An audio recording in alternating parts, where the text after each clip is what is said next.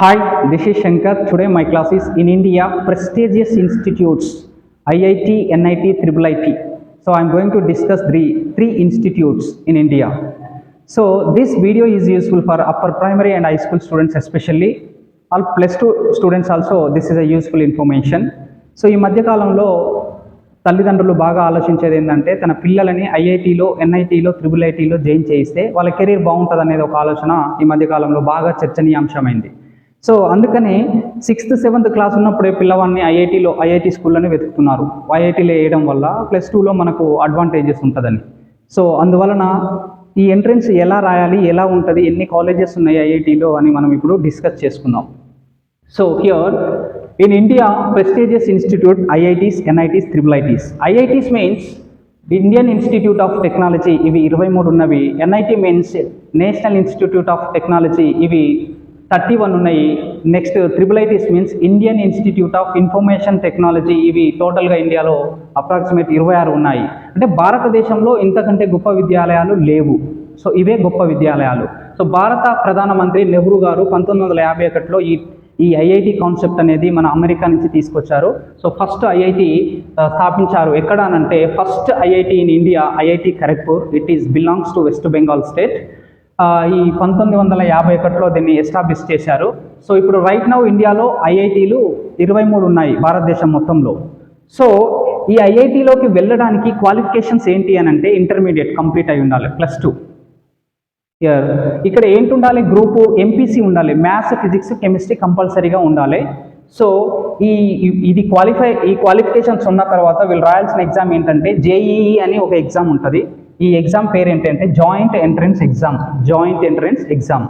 So ఈ especially ఐఐటిలో seat రావాలి అంటే 2 ఎగ్జామ్స్ క్లియర్ చేయాలి. అది JEE Mains, second one JEE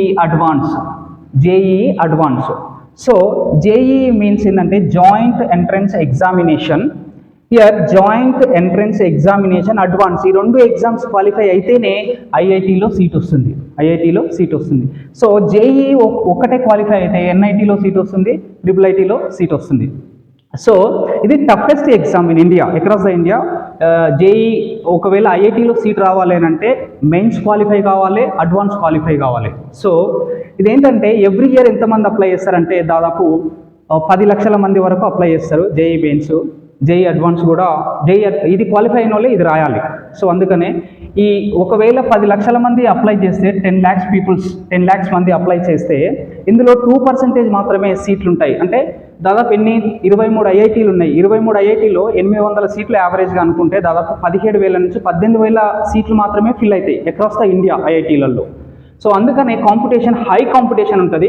so ఇక్కడ ఏంటి అని అంటే ఎంట్రన్స్ జేఈ రాస్తాం, ఇది క్వాలిఫై అయిన వాళ్ళు జేఈ అడ్వాన్స్ రాస్తారు, ఇది క్వాలిఫై అయిన వాళ్ళు ఈ కౌన్సిలింగ్ అటెండ్ అవుతారు. JOSAA ఈ కౌన్సిలింగ్లో అటెండ్ అయిన తర్వాత వీళ్ళ ర్యాంక్ ప్రకారం అలాట్ అవుతాయి. ఐఐటి ముంబై కానీ, ఐఐటి చెన్నై కానీ, ఐఐటి హైదరాబాద్ కానీ, ఇట్లా ఐఐటి ఢిల్లీ కానీ ఇట్లా అలాట్ అవుతాయి. సో ఈ కౌన్సిలింగ్ ఏమంటారు అంటే జాయింట్ సీట్ అలొకేషన్ అథారిటీ. ఇక్కడ కౌన్సిలింగ్లో మనకు ఏ కాలేజ్ వస్తే ఆ కాలేజ్కి వెళ్ళిపోతాం అన్నట్టు. కాంపిటీషన్ అనేది హై లెవెల్లో ఉంటుంది. ఇది ఎట్లా ఉంటుంది అని అంటే ఈ కాంపిటీషన్ అనేది 1.5 to 2 lakhs ఉంటుంది కాంపిటీషన్. ఎట్లా JEE mains, JEE advance qualify అయిన వాళ్ళ కాంపిటీషన్ అనేది. సో వీళ్ళు మెరిట్ వాళ్ళని తీసుకుంటారు అన్నట్టు, ఇక్కడ మెరిట్ వాళ్ళనే తీసుకుంటారు. సో ఇక్కడ కేటగిరీ వైజ్ సీట్స్ ఎట్లా ఉంటాయనంటే క్యాజువల్గా జనరల్కి 40 to 45 రిజర్వేషన్ ఉంటుంది. అంటే డిపెండ్ ఆన్ అక్కడ స్టేట్లో ఉన్న ఐఐటీలో పరిధిలో ఉన్న రిజర్వేషన్స్ని ఫాలో అవుతుంటారు ఎక్కువగా. సో ఓబీసీకి 27 ఉంటుంది, ఎస్సీకి 15 ఉంటుంది, ఎస్టీకి 7.5 ఉంటుంది, ఈడబ్ల్యూఎస్ ఎకనామికల్లీ వీకర్ సెక్షన్ వాళ్ళకి 10% ఉంటుంది, PW means persons with disabilities వీళ్ళకు 5% ఉంటుంది. This is a horizontal reservations ఉంటుంది అన్నట్టు. హారిజెంటల్ అని అంటే ఇప్పుడు ఓసీ అయితే ఓసీ అలా హ్యాండికప్ కోటా కూడా వర్కౌట్ అవుతుంది అన్నట్టు. బీసీ అయితే ఓబీసీ అయితే ఓబీసీ ప్లస్ ఇది కూడా కోటా వర్కౌట్ అవుతుంది అన్నట్టు. దాంట్లో సీట్ రావచ్చు, లేదంటే దీంట్లో సీట్ రావచ్చు అన్నట్టు.